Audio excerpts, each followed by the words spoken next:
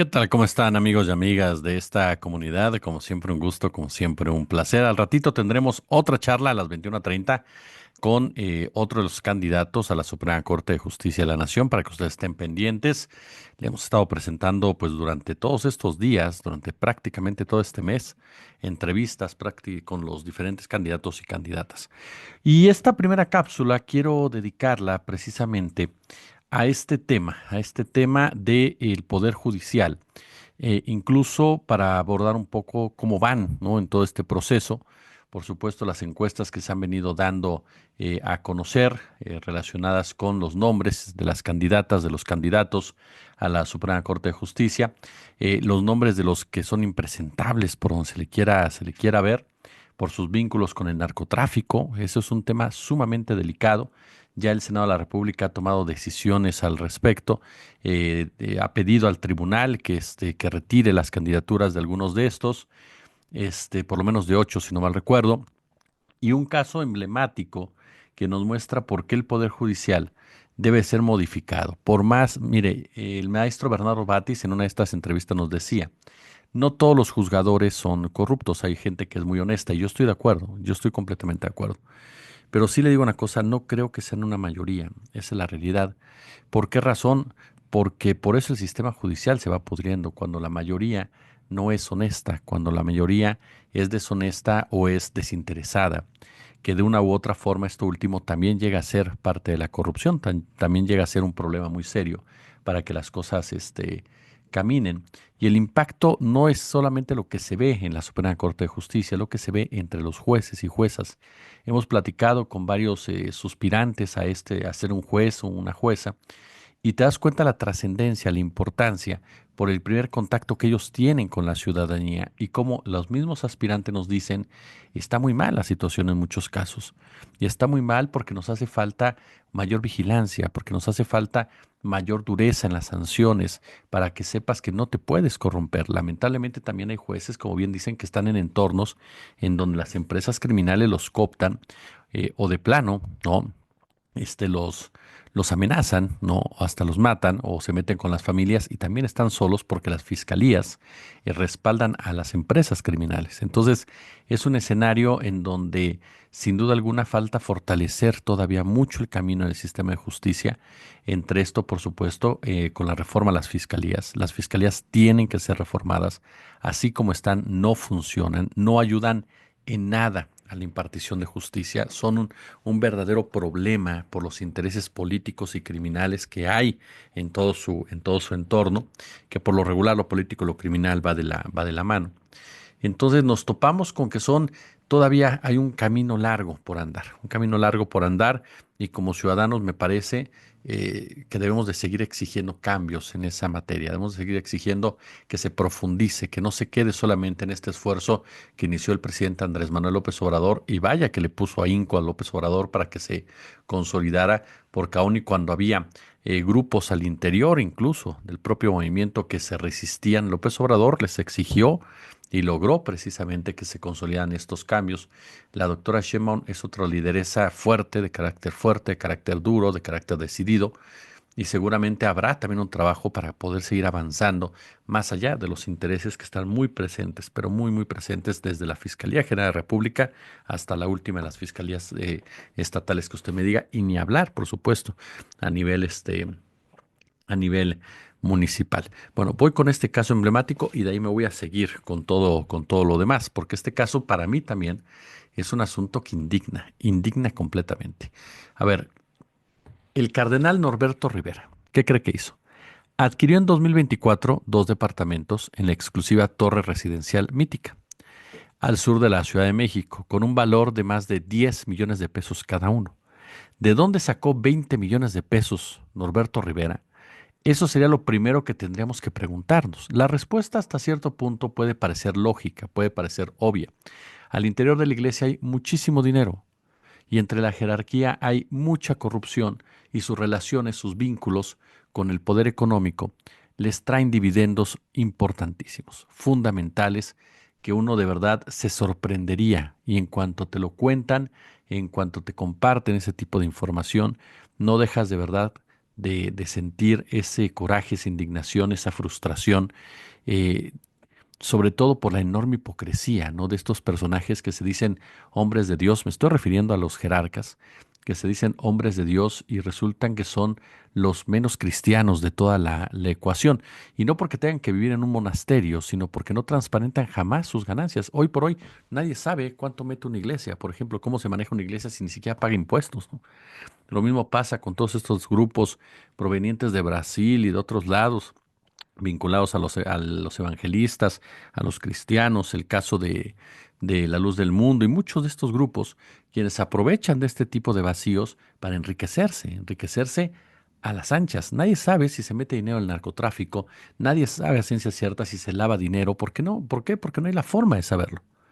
Así de sencillo. Y no hay ni siquiera la voluntad muchas veces en muchos lugares de saberlo. Por eso la iglesia ha jugado un papel clave en el lavado de dinero de este país, aunque de repente haya gente que le indigne que se mencione de esta forma, porque pasa algo similar que con el ejército. No nos gusta reconocer que como institución fallan. No son manzanas podridas, son instituciones que han fallado a través de muchos años de historia en el que han jugado a favor precisamente de las oligarquías, en donde han jugado a favor de las empresas criminales. Pues bueno, este cardenal, nada más ni nada menos que 20 milloncitos de pesos de 2 departamentos en una torre, por cierto, que atenta en contra de las comunidades de la zona, que atenta en contra del agua, que atenta en contra de los antiguos propietarios, en fin.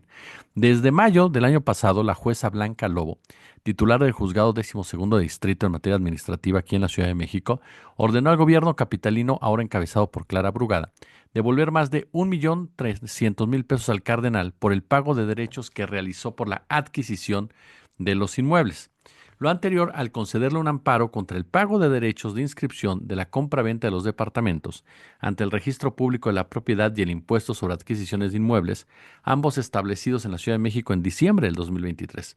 La justicia de la Unión ampara y protege, qué fácil hablan de justicia estos tipos, ampara y protege a Norberto Rivera respecto a los artículos 196, fracción 1 y 113 del Código Fiscal de la Ciudad de México, publicados el 26 de diciembre de 2023 en la Gaceta Oficial de la Ciudad de México.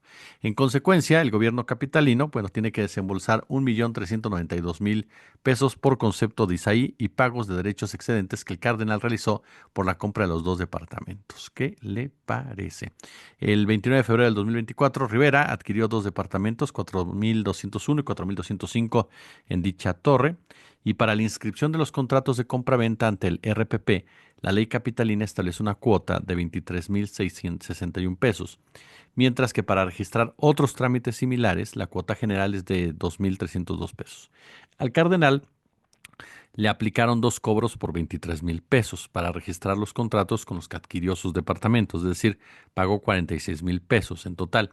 El 6 de marzo del 2024 pagó por concepto de ISAI, correspondiente al departamento número 4.201, la cantidad de 651.000 pesos y por el departamento 4.205 pagó 700.000 pesos. Por ello, el 20 de marzo de ese año, el prelado tramitó un amparo contra el cobro de la cuota de más de 20.000 pesos por el registro de la compra-venta y el pago del ISAI que le fue aplicado con base en el valor simplemente de los departamentos.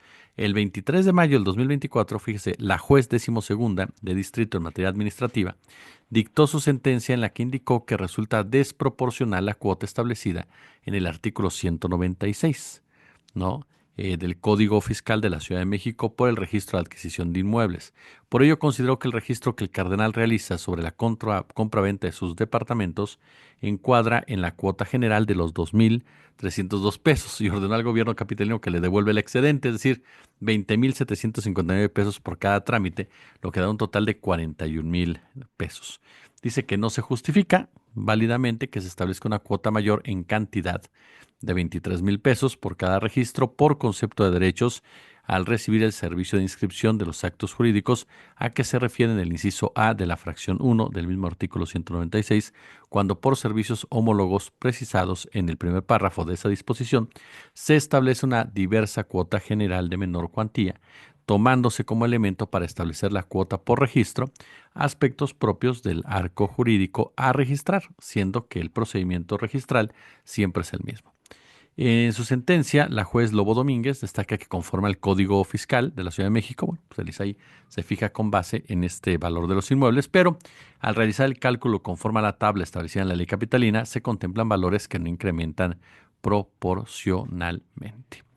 Es más, como se da cuenta, pues ahí tiene usted, ¿no? Ya el gobierno de la Ciudad de México impugnó el fallo, pero en diciembre del año pasado fue confirmado por el cuarto tribunal colegiado en materia administrativa y de acuerdo con los estrados judiciales, las autoridades capitalinas aún no han cumplido con esta sentencia. Entonces, pues le tienen que dar su más de millón de pesos todavía a Norberto Rivera, por el cobro de impuestos desproporcionados, dice esta jueza en dos departamentos. Yo insisto, esta nota se la comparto, una por evidenciar cómo los jueces operan siempre a favor del poderoso. Hay jueces que se la juegan, hay juezas que se la juegan, que realmente aplican la ley, que realmente están viendo que las condiciones sean parejas para todos los involucrados. Eso es un hecho, pero no son la mayoría, insisto. La mayoría son juezas y jueces que quieren quedar bien con el de arriba, que cuando tienen casos en donde se ven involucrados personajes de esta envergadura, de inmediato ya tienen un sesgo a su favor y operan todo tipo de artimañas y todo tipo de liturgias y todo tipo de trabas y de trampas para que las cosas se beneficien a los que más dinero tienen. Esa es una de las grandes, de las grandes ofensas que lanza el Poder Judicial a lo popular, a la población. Esa es una de las grandes temores por parte de los jueces y juezas, que cuando sean electos por el voto popular no puedan seguir operando de la misma forma. Por eso es que han lanzado todo tipo de campañas, todo tipo de movimientos para tratar de una u otra forma de colarse. Y yo se los decía el otro día, no es fácil, por supuesto, para nadie ubicar a los jueces y juezas que no valen la pena, los candidatos y candidatas son muchos.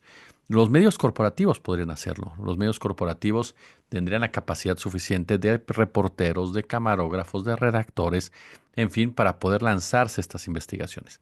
Los medios alternos, como somos nosotros, en realidad no tienes el personal, somos esfuerzos individuales. En el caso de su servidor, no hay una empresa detrás mío, no hay un patrocinador, no hay un contrato de gobierno, ni me estoy quejando, ni mucho menos, ni lo estoy pidiendo, pero solamente es para que usted se dé cuenta que nosotros lo que podemos hacer es cachar, evidenciar y sacar, pero aún así nos vamos a quedar cortos, esa es la verdad, porque nos faltan manos para llegar acá, para llevar a cabo una investigación mucho más profunda. En otros lados lo podrían hacer, pero no lo van a hacer porque a ellos les conviene que entren ciertos jueces para mantener precisamente los estatus de sus patrones. Esa es la realidad. Entonces, ¿por qué es tan importante la discusión de qué punto, de la esencia de la reforma, el corazón de la reforma, cuál? El Tribunal de Justicia Administrativa. Ese es el punto. Ahí están compitiendo Bernardo Bati, Celia Maya. Hemos estado buscando otros candidatos, lo seguiremos haciendo, porque ese es un punto fundamental. El Tribunal de Justicia Administrativa, yo le pido que lea sobre él, del Tribunal de Justicia Administrativa, que revisa los candidatos de ahí. Y son 5 puestos nada más lo que están. Y esos son los encargados de castigar, de sancionar el comportamiento de los jueces. No las sentencias de los jueces, lo explicaba muy bien el otro día Bernardo Bate, no las sentencias, pero sí el mal comportamiento de los jueces. El Poder Judicial se pudre cuando el Consejo de la Judicatura no hace absolutamente nada para sancionar o castigar, sino para proteger y fomentar la impunidad. Entonces, ese es el corazón de la esencia, ese es el voto inteligente, dirían por ahí, ¿no? Algunos. Yo no me gusta decirlo así. Yo le diría que es el voto que hay que centrarnos. Si no nos alcanza a ver y se nos van a colar algunos, hay que fortalecer al Tribunal de Justicia Administrativo para que precisamente tenga la capacidad, entonces sí, de poner orden a aquellos que no tendrían que estar ahí. Y es que hay muchos, además de que le digo, el caso de las iglesias es de verdad es un insulto. Y yo respeto la fe de todos, yo no me meto en el tema de la fe ni nada, yo mismo creo en Dios y vengo de una familia católica, pero la institución está hecha por hombres y por mujeres. Y en ese marco, son corruptos. Y son corruptos sobre todo las jerarquías, porque como Norberto Rivera, son parte de oligarquías. ¿Sí me entiendes? Son parte de un sistema diseñado para empobrecer al pobre y para enriquecer al rico. Entonces, por eso ves una cantidad de sacerdotes. Mi padre, que en paz descansa, me decía siempre que ten cuidado con los padrecitos, decía, ten cuidado con los padrecitos, sobre todo con los que se juntan con los ricos, porque son peores que los ricos. Yo le decía a mi padre, ¿por qué? Y él me decía, porque estas personas se creen protegidos por Dios, realmente se creen de la divinidad. Él lo decía de una manera más burda, pero me decía, estos hijos de él se creen realmente paridos por Dios, ¿no? En pocas palabras.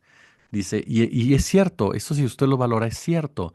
Eh, Tal vez mi padre no lo mencionaba de una manera tan explícita ni académica, pero es cierto. O sea, el comportamiento de los sacerdotes de ese nivel, tanto los abusos sexuales como la corrupción, cómo meterse al tema del narcotráfico, como las mentiras, cómo los negocios lo hacen porque realmente creen que son impunes porque son gente de Dios, cuando en realidad son impunes porque son amigos de los políticos, porque son amigos de los empresarios. Aquí no hay ninguna divinidad, ni en su protección ni en su comportamiento. Aquí hay una plena corrupción humana, en pocas palabras.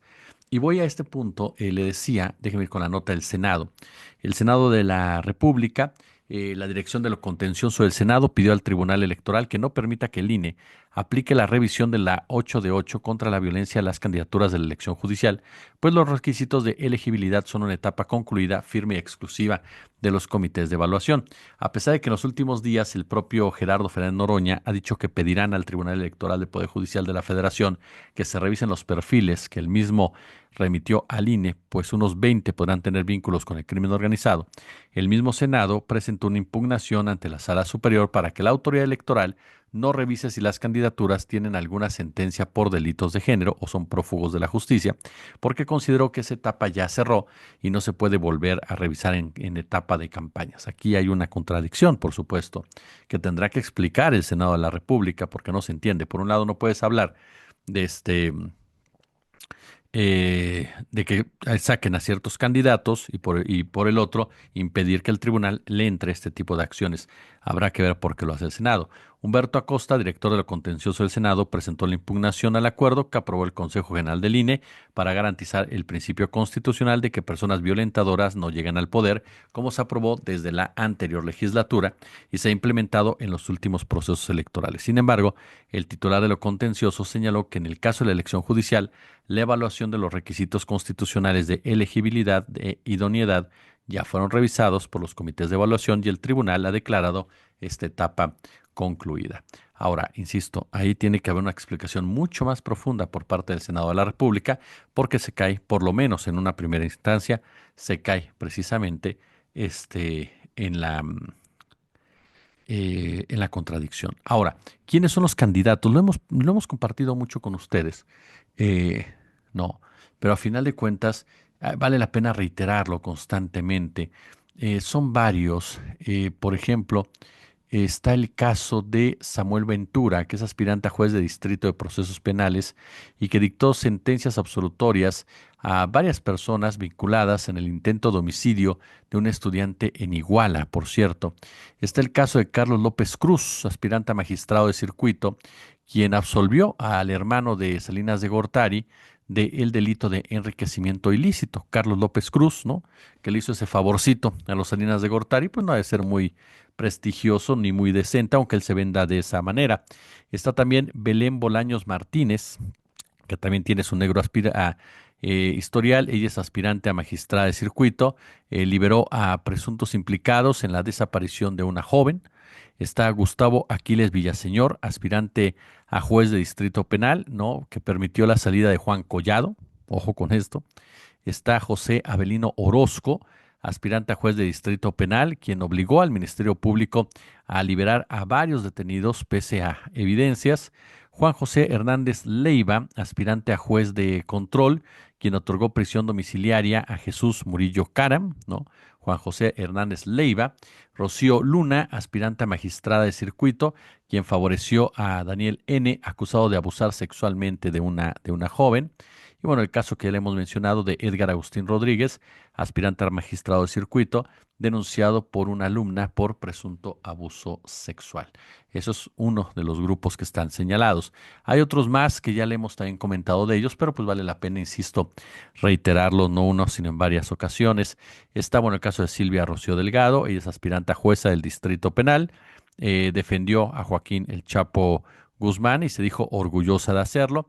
Está el caso de Jesús Humberto Padilla Briones, aspirante a juez de distrito penal. Él fue detenido con armas y drogas, pero en 2024 se le otorgó una supuesta una suspensión condicional. Está el caso de Diana Montserrat Partida, aspirante a jueza de distrito penal, acusada de liberar anticipadamente espérame tantito que lo tengo, a El Fantasma, un operador del Chapo Guzmán. Está también por ahí Enrique Hernández Miranda, aspirante a juez de distrito penal, que por cierto no dictó medidas cautelares contra el, el padrino, el líder de una banda de trata. Está el caso también de José Refugio Rodríguez Núñez, aspirante a juez de distrito penal, que bueno, José Refugio es conocidísimo por ser el abogado del Chapo. Está Conrado Alcalá Romo, aspirante a juez de distrito penal, quien absolvió al Güero Palma, ¿no? Está también por ahí Aníbal Castro, aspirante a juez de distrito penal, quien dictó la sentencia absolutoria a Isidro N., ¿no? Un generador de violencia de Sonora. Está el caso del aspirante a juez de distrito penal también. Este hombre que concedió amparos, Julio Beredín Sena, quien concedió amparos a El Gato, el líder del cártel de los Beltrán Leiva. El caso también de Fernando Escamilla Villarreal, aspirante a juez de distrito especializado, detenido por portación ilegal de armas y abogado del Z40 y del Chelelo. Fernando Escamilla Villarreal. Está Sinaí Menchaca, aspirante a jueza de distrito en materia administrativa, detención por lesiones y sostiene vínculos con personas sentenciadas por delitos graves. Ahí tiene usted otro grupo de personas que se han podido identificar, que se ha podido dar con pues, su pasado, que se ha podido dar con sus responsabilidades, todo precisamente en este marco de la discusión del Poder Judicial. Las encuestas, han salido varias encuestas ahí en donde comienzan a moverse los nombres. Por ejemplo, en el caso de las mujeres, en una aparece Línea Batres, Yasmín Esquivel, Loreto Ortiz, con Natalia Telles, Estela Ríos. Por otro, y luego aparecen otras en donde sale alguna de las tres principales que le digo, aparece Fabián Estrada por ahí, también por ahí aparece Olivia Aguirre con posibilidades de competir. En la última, Olivia Aguirre se posicionaba ya entre las favoritas. Son las que más o menos han estado mencionando con más fuerza. En un segundo grupo, bueno, está el caso, pero aquí fíjese que con las mujeres, este es un punto que me gustaría comentar con usted. En estas encuestas, a ver, ¿qué nos hemos topado en estas encuestas? Para ser más claro. Eh, Aparecen regularmente Lenia Batres, Yasmín Esquivel, y me llama la atención que en compendio de tres, cuatro encuestas aparece Marisela Morales en tercer lugar, de intención del voto. Marisela Morales. Después anda por ahí Loreto Ortiz, después anda por ahí Natalia Telles, Estela Ríos, aparece también por ahí Olivia Aguirre, le menciono, anda por ahí también Selene Cruz, Alcalá, Ana María Ibarra, también anda por ahí disputando todavía, está también la hija de Olga Sánchez Cordero, por ahí, ¿no? Pero lo que llama la atención, la parte alta, es esa, la figura de Marisela Morales, que haya gente capaz y que está convencida de votar por Marisela Morales, ¿no? Y que a final de cuentas, y eso no lo dejemos de lado, ¿eh? O sea, Marisela Morales fue la procuradora del gobierno de Calderón, fue la procuradora que hizo pactos, o que cuidó de una u otra forma el caso de Genaro García Luna. Fue una persona, vinculada directamente a un gobierno necropolítico relacionado con el tráfico de drogas, cuyo uno de sus principales actores, con el cual tenía contacto la Procuraduría constantemente, está en la cárcel por narcotraficante. Es decir, estamos hablando de que tienes a varias cuentas pendientes por el simple hecho, por ese simple hecho, no, de que de que fuiste procuradora en un necrogobierno, en un necro y narcogobierno. Y hay gente que quiere votar por ti. Hay gente que quiere votar por ti, que está pensando en votar por ti. Entonces, eso es algo que tendríamos que preguntarnos, ¿no? Porque a final de cuentas, ahí está. El caso de Zulena Morri ha generado mucha polémica también. Ella es una jurista mexicana, pero es esposa de Rafael Mazo de la Concha, quien fuera Procurador General de la República, General del Ejército, un hombre con una oscuridad en su vida brutal, pero brutal, con un pasado de aquellos y que sin embargo también ella aparece ahí en ese grupo, no de posibilidades de ganar porque realmente está más abajo, pero que compite por acercarse a ese grupo. Entonces me brinca mucho eso, lo de Marisela Morales, que esté ahí, que esté compitiendo realmente con una posibilidad de quedarse en la Suprema Corte de Justicia, porque eso nos habla de que hay un sector de la población o que no está informado o que no le importa y que respalda que haya alguien cercano o integrante del calderonato. En el caso de los hombres, se ha venido manejando también ya mucha información relacionada con cada uno de los candidatos. En la mayoría de las encuestas aparece en primer lugar César Gutiérrez, seguido por Federico Anaya. Anda por ahí también se me escapó ahorita el nombre, Ángel García, también llega a estar en otras encuestas, Eduardo Santillán, Hugo López, Hugo Vera, ¿no? Me parece que es el candidato, el que también está involucrado directamente. Ahorita se lo confirmo. Es que estoy entrando precisamente estoy entrando a las encuestas que se ha venido, Hugo Aguilar Ortiz, perdóneme, el candidato Hugo Aguilar Ortiz es otro de los que también se encuentra ahí ubicado en primera línea. Serían los que regularmente están apareciendo en las primeras opciones. Recuerda que solamente son 4 hombres, ¿no? Bueno, las encuestas están manejando particularmente esos 5 nombres como los que tienen más posibilidades de quedarse. En una segunda etapa está el maestro Isaac de Paz, está el maestro Raimundo Espinosa, están también, por supuesto, Arístides Guerrero, anda por ahí también el maestro Giovanni, en fin, pero ahí hay como que una separación aún mayor entre hombres del primer tramo y del segundo. Vamos a ver cómo van cerrando cada uno de ellos. Por lo pronto, lo que es muy importante es que usted salga a votar. Esa es la realidad de las cosas, que usted salga a votar y que usted, por supuesto, sea parte de la integración del nuevo Poder Judicial. ¿No le parece? Pulgares arriba. Como siempre, un gusto. Como siempre, un placer y nos vemos al rato.